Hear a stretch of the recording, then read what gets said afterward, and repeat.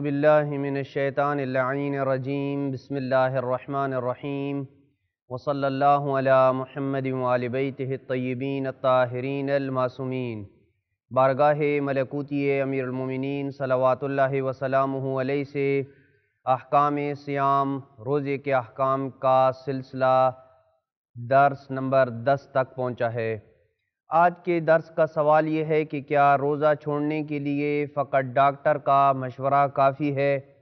اگر ڈاکٹر کہے کہ آپ نے روزہ نہیں رکھنا تو کیا ڈاکٹر کے مشورے کے اوپر انحصار کرتے ہوئے انسان روزہ چھوڑ سکتا ہے یا نہیں چھوڑ سکتا؟ جواب یہ ہے کہ فقط ڈاکٹر کا مشورہ کافی نہیں ہے۔ جو شخص جانتا ہو یا وہ اطمینان رکھتا ہو کہ روزہ اس کے لیے بہت زیادہ نقصان دہ نہیں ہے تو اگرچہ ڈاکٹر کہے کہ نقصان دہ ہے تب بھی ضروری ہے کہ وہ روزہ رکھے۔ لہٰذا اس کا اپنا علم اور اس کا اپنا اطمینان ہونا یہ شرط ہے۔ اگر اسے یہ اطمینان اور یقین ہے کہ روزہ اس کے لیے بہت زیادہ نقصان دہ نہیں ہے اور ڈاکٹر کہتا ہے کہ نقصان دہ ہے تو روزہ رکھنا ضروری ہوگا۔ اور جو شخص یہ یقین یا گمان رکھتا ہو یا معقول حد تک یہ احتمال رکھتا ہو کہ روزہ اس کے لیے اچھا خاصا نقصان دہ ہو سکتا ہے جبکہ ڈاکٹر کہے کہ روزہ اس کے لیے نقصان دہ نہیں ہے تو تب بھی واجب نہیں ہے ایسے شخص کے اوپر کہ وہ روزہ رکھے، بلکہ جائز ہے کہ وہ روزہ افطار کر سکتا ہے۔